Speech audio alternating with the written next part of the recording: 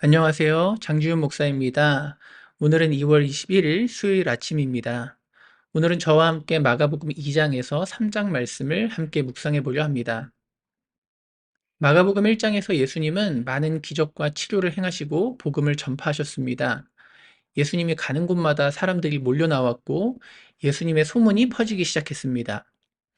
1장 28절을 보면 더러운 귀신을 쫓아내니 예수의 소문이 곧 온 갈릴리 사방에 퍼졌다고 하고 1장 32절은 해가 질 때까지 모든 병자와 귀신 들린 자가 나와서 온 동네가 모였다고 합니다.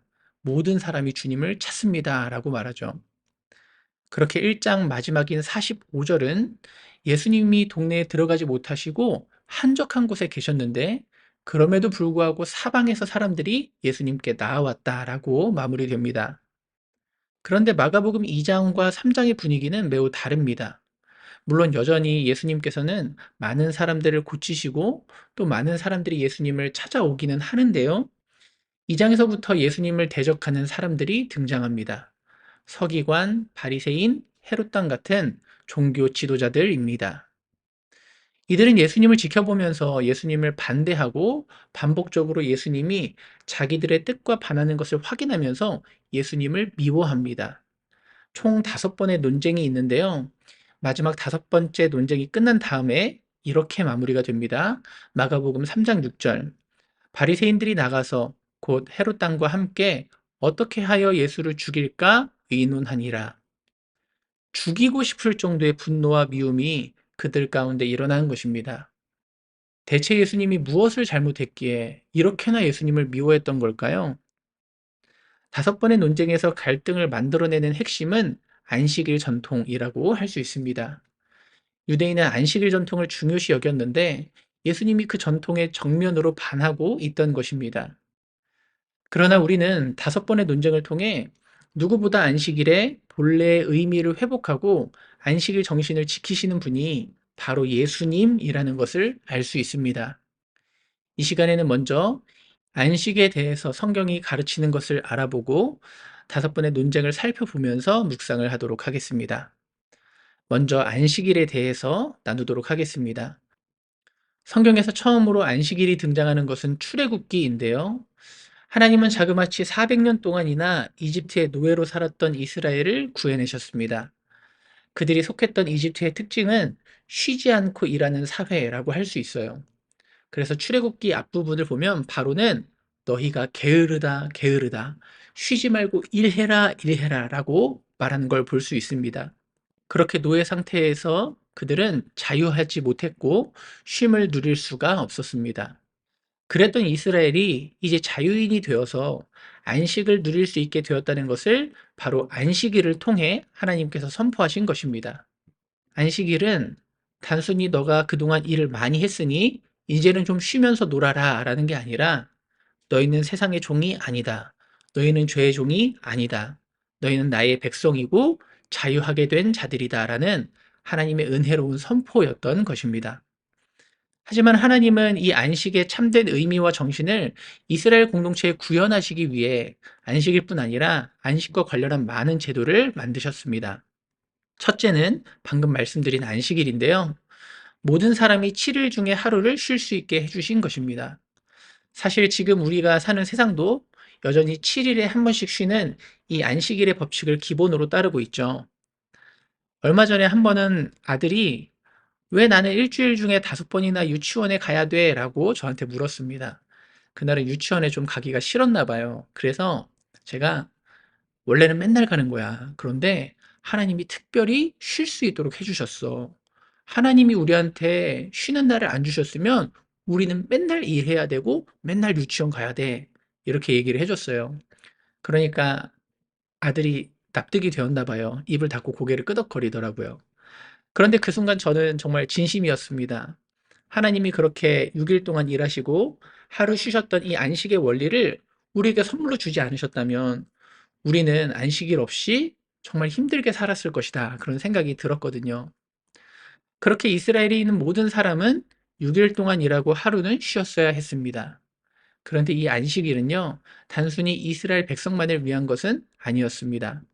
출애굽기 23장 12절 너는 엿새 동안에 내 일을 하고 일곱째 날에는 쉬라.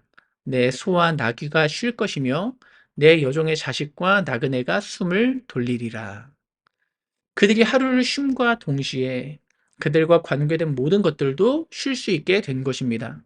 그들이 소유하고 있는 가축까지도, 그들이 부리고 있는 사람들까지도, 모든 것들이 하루를 쉴 수 있도록, 자유인이 될 수 있도록 하나님은 허락해 주신 것입니다. 특별히 약자와 가축은 안식이라는 주제에서 가장 멀리 있는 것들이죠. 그런데 이들에게도 안식이 주어질 수 있도록 하는 것이, 이스라엘을 해방하신 하나님을 닮아가는 것이 바로 이 안식의 의미였던 것입니다. 그런데 하나님은요, 거기에서 그치지 않으셨어요. 더욱 이스라엘이 적극적으로 사람들을 해방하고 자유를 누릴 수 있도록 제도를 만드셨습니다. 그것이 빚 탕감입니다. 신명기 15장 1절과 2절. 매 7년 끝에는 면제하라. 면제의 규례는 이러한데, 이웃에게 구워준 모든 채주는 그것을 면제하고 그의 이웃에게나 그의 형제에게 독촉하지 말지니 이는 여호와를 위하여 면제를 선포하였습니다. 아멘. 사람들이 자유인으로 살다가 노예가 되는 이유는 무엇일까요? 주된 이유는 빚입니다. 그러니 자유인이었던 사람이 다시 노예가 되지 않도록 7년이 되면은 탕감해 주라는 것입니다. 어떤 사람이 노예가 될 때는 최소한의 생활비조차도 마련하지 못한 상황이기 때문에 이 빚탕감은 사업으로 인한 빚보다 궁핍을 넘기기 위한 생활비가 주로 탕감되었을 것입니다. 그런데 하나님이 또 거기에서 그치지 않으셨어요. 희년이라는 제도도 만드셨습니다. 왜일까요? 사람들이 빚 때문에 노예가 되어서는 안 되는데, 가난이 빚을 지게 하는 원인이 되기 때문에 농경사회였던 당시 시대 속에서 생산수단의 최후 보루가 되는 토지를 상실하지 않도록 법을 만드신 것입니다. 레위기 25장 10절. 너희는 50년째 해를 거룩하게 하여 그 땅에 있는 모든 주민을 위하여 자유를 공포하라.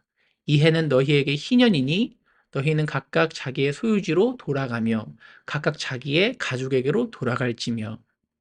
매 50년이 되면은 모든 사람들의 빚이 탕감될 뿐만 아니라 잃어버렸던 토지까지도 회복하게 되어서 모든 사람이 자유해질 뿐 아니라 다시 노예가 되지 않고 삶을 살아갈 수 있도록 그 삶까지도 회복하게 하신 것입니다. 그런데 하나님이 또 제도를 받으셨어요. 그것은 직접 노예를 해방하는 것입니다. 안식일과 면제와 희년에도 불구하고, 그럼에도 불구하고 노예가 된 사람이 있다면 그 사람은 해방될 수 있도록 동족 이스라엘은 7년이 되면 해방해주고, 이방인이 노예가 되었으면 희년에 따라 50년이 되면 해방할 수 있도록 제도를 만드신 것입니다. 자, 이제 마지막인데요. 고엘이라는 제도가 있습니다. 그것은 희년과 노예 해방을 돕는 제도입니다. 노예가 되고 해방이 되는데 7년이 걸리죠. 또 땅을 회복하는 데는 50년이 걸리는데, 이 회복의 과정이 너무 길고 큰 고통이 수반되기 때문에 가까운 친족이 대신해서 그 값을 치름으로 노예에서 자유인으로 신분을 회복하거나 잃어버린 토지를 회복할 수 있도록 제도를 만드신 것입니다. 대표적으로 룻기에서 보아스 같은 사람이 이 고엘 제도를 통해서 룻과 나오미를 거둬주었고 회복시켜 주었죠. 이렇게 하나님이 안식을 위해 주신 제도를 잠시 살펴보았는데요. 무엇이 느껴지시나요? 어떻게 해서든지 자기 백성을 자유하게 하시고 회복시키려는 적극적이고 간절한 하나님의 마음이 느껴지지 않나요? 이렇게 안식일의 본뜻은 사람을 자유하게 하는 것이고, 할 수 있는 최대한으로 하나님의 사랑과 자비를 실천하는 것이었습니다. 그런데 우리는 전통적으로 왠지 주일 성수나 안식일은 뭔가를 하면 안 된다라고 하는 금지를 중심으로 하는 개념을 갖고 있죠. 그 개념은 틀리진 않지만 절반만 있다라고 할 수 있습니다. 무엇인가 하지 않는 것까지도 사실은 우리가 진정한 자유인으로 살기 위한 적극적인 실천의 일부분으로서 있는 것이기 때문이죠. 우리가 속한 총회에는요, 헌법에 예배 모범이라는 것이 있습니다. 여러분, 신앙생활하면서 예배는 이렇게 드려야 됩니다. 또 우리의 삶에서 경건을 이렇게 실천해야 됩니다. 라는 그런 가이드를 표준 문서로 만들어 둔 것인데요. 그 중에 1장이 주일에 대한 것입니다. 물론 이 1장에는 무엇을 하면 안 된다라는 금지에 대한 것이 있지만 또 안식일의 참뜻을 설명하는 적극적인 것들도 있어서 제가 일부분을 읽어 드리겠습니다. 공식 예배를 마친 후에는 남은 시간은 기도하며 영적 수양서를 읽되 성경을 공부하며 묵상하며 성경 문답을 교수하며 시편과 찬송과 신령한 노래를 부를 것이요 병자를 방문하며 가난한 자를 구제하며 무식한 자를 가르치며 불신자에게 전도하며 경건하고 사랑하며 은혜로운 일을 행함이 옳다. 특별히 저는 마지막에 경건하고 사랑하며 은혜로운 일을 행함이 옳다. 이것이 바로 성경이 말하고 있는 참된 안식, 또 우리가 본문에서 보게 될 예수님이 말씀하시는 이 안식의 참된 의미를 잘 반영하고 있다는 생각이 들었습니다. 하지만 안타깝게도 종교 지도자들은 이런 안식일을 문자적으로 해석하며 적용하기 시작했습니다. 문자만 보면 맞는 것 같았는데 율법을 주신 하나님의 마음과 의도를 잃어버렸고 그래서 율법의 정신을 왜곡하고 말았습니다. 그래서 율법은 본래의 목적을 잃어버리게 되었고요. 오히려 사람을 자유하게 하기 위해 주셨던 그 율법이 사람들을 꽁꽁 묶어버리는 법이 되고 말았습니다. 놀랍게도 종교 지도자들은 하나님의 의도와 정반대로 이 안식을 사용하고 만 것입니다.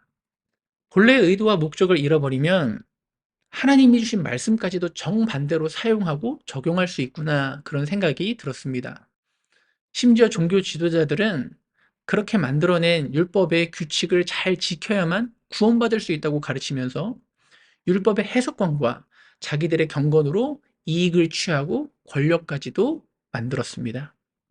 그렇기 때문에 필연적으로 안식일의 본래 의미와 목적을 회복하시려는 예수님과 부딪힐 수밖에 없었던 것입니다. 자, 이렇게 진정한 안식을 회복하시려는 예수님을 염두에 두고 이 5번의 논쟁을 잠시 살펴보겠습니다. 첫째로 2장 1절에서 12절은 예수님이 중풍병자를 고치시는 장면인데요. 예수님이 가버나움에 가셨을 때 많은 사람들이 모여서 들어갈 수 없게 되자 한 중풍병자가 4명의 친구에게 메워져서 예수님을 만나고 고침을 받게 됩니다. 그런데 예수님이 그를 고치기 전에 먼저 너의 죄 사함을 받았다라고 선포하십니다. 그것을 보면서 서기관이 속으로 신성모독이라고 생각을 하죠.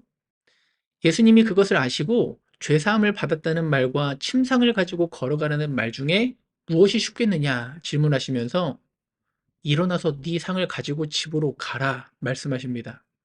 그리고 중풍병자는 바로 침상을 들고 집으로 돌아가면서 그리고 치료가 이루어집니다. 중풍병자는요, 질병에 매여 있었습니다. 움직일 수도 없었습니다. 그런데 당시 심각한 질병은요, 언제나 죄와 관련하여 이해되었습니다. 장애를 갖고 태어나거나 심각한 질병을 갖고 태어나거나 그렇게 걸린 사람은 무엇인가 죄가 있어서 심판을 받았다라는 그런 인과응보적인 신앙이 유대인들에게 있었기 때문입니다. 하지만 예수님은 그런 매임으로부터 중풍병자를 자유하게 하셨습니다. 질병에 매인 육신을 치료하실 뿐 아니라 죄로부터 매여 있던 그에게 죄사함을 선포해 주신 것입니다. 예수님은 이렇게 육신을 고치실 뿐 아니라 영혼을 자유하게 하시는 권세를 가졌다는 것을 이 사건을 통해 보여주셨습니다. 특히 예수님이 상을 가지고 집으로 가라라고 하는 명령은요, 희년을 맞게 된 사람이 완전히 자유를 얻고 자기 집으로 돌아가는 모습을 왠지 겹쳐 보이게 만듭니다. 바로 이것이 예수님이 허락하시는 진정한 해방이고 희년과도 같은 자유다라고 말씀하는 것이죠. 둘째로 2장 13절에서 17절은 세리인 레위를 제자로 부르시고 세리와 죄인들과 함께 식사를 하시는 장면입니다. 이것을 보며 바리새인파 서기관들이 와서 따져 물었습니다. 어떻게 세리와 죄인들과 함께 식사를 합니까? 물론 그렇게 말할 만도 합니다. 당시 세리들은요, 비도덕적일 뿐만 아니라 종교적으로도 불결하다고 여겨졌거든요. 직업상 이방인들을 접촉해야 하는 사람들이었고요. 회당으로부터도 파문당한 사람들이었습니다. 그래서 랍비 문헌을 살펴보면 세리가 강도, 살인자, 죄인과 연관되어서 등장하기도 합니다. 그런 사람들에게 식사 초청을 받아도 거절해야 하는 것이 그들의 전통이었는데요. 심지어 예수님은 스스로 세리와 죄인들을 초청하여서 식사하고 그들의 친구가 되기를 자처하고 계시기 때문입니다. 그런 서기관들의 질문에 대해 예수님은요, 건강한 자에겐 의사가 쓸데없고 병든 자에게 쓸모있다. 나는 죄인을 부르러 왔다 하셨습니다. 무슨 뜻일까요? 의사가 병에 감염되는 게 아니라 도리어 병을 고치는 것처럼 예수님은 죄인을 치유하시고 회복시킴으로써 이스라엘을 회복시키시고 참된 안식을 주시는 분이라는 뜻입니다. 당시 종교 지도자들은 자기들의 경건과 의로움으로 이스라엘을 회복시키려 했는데 그것과는 전혀 다른 새 시대가 예수님으로 인해 시작되었다고 예수님은 말씀하신 것입니다. 셋째는 2장 18절에서 22절까지 금식 논쟁인데요. 사람들이 와서 물었습니다. 요한의 제자도 바리새인의 제자도 금식하는데 어째서 당신의 제자는 금식하지 않습니까? 예수님은 금식 자체를 반대하시진 않았습니다. 혼인집 손님이 신랑과 함께 있으면 금식할 수 없는 것처럼 이스라엘의 신랑이 되는 내가 그들과 함께 있을 때는 금식할 수 없다. 지금은 아니다라고 말씀하신 것입니다. 이어서 충격적인 말씀을 하시는데요. 그런데 신랑을 빼앗길 때가 온다. 그때는 금식할 것이다. 라고 하십니다. 금식에 새로운 의미를 부여하시는 것입니다. 종교 지도자들처럼 종교적인 경건을 드러내기 위해서 자기를 자랑하거나 의를 드러내기 위해서가 아니라 자기를 얽어매면서 금식하는 것이 아니라 그 금식은 나중에 예수님을 따라가는 제자의 삶 속에서 자발적으로 하게 되는 것이다. 자유한 금식이 있다라고 선포하신 것입니다. 그러면서 유명한 비유를 하시죠. 새 옷 조각을 헌 옷에 갖다 붙이면 수축하면서 찢어지지 않겠느냐. 새 포도주를 예쁘게 넣어버리면 발효하면서 터지지 않겠느냐라고 말씀하십니다. 이렇게 예수님과 함께 오게 된 하나님 나라의 새 시대는 금식도 새롭게 해석이 된 것이죠. 넷째는 2장 23절부터 28절까지 안식일 식사 논쟁입니다. 제자들이 안식일에 밀밭을 다니면서 이삭을 잘라 먹었는데요. 바리새인들이 안식일을 어겼다. 너 어떻게 안식일에 추수하는 일을 했냐라고 하면서 시비를 걸었습니다. 예수님 당시 안식일 전통은 굉장히 세부적이고 엄격했는데요. 안식일을 가장 엄격하게 적용했을 때는 어디엔가 쳐들어와도 싸우지 않고 안식일을 지키기 위해 목숨을 포기할 정도였다고 합니다. 나중에는 목숨을 지키기 위한 방어 전쟁만 할 정도로 굉장히 엄격하게 안식일 규례를 지켰던 것입니다. 왜일까요?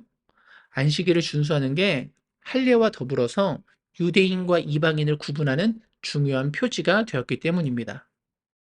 하지만 예수님은 그게 율법의 본질이 아니라고 생각하셨습니다.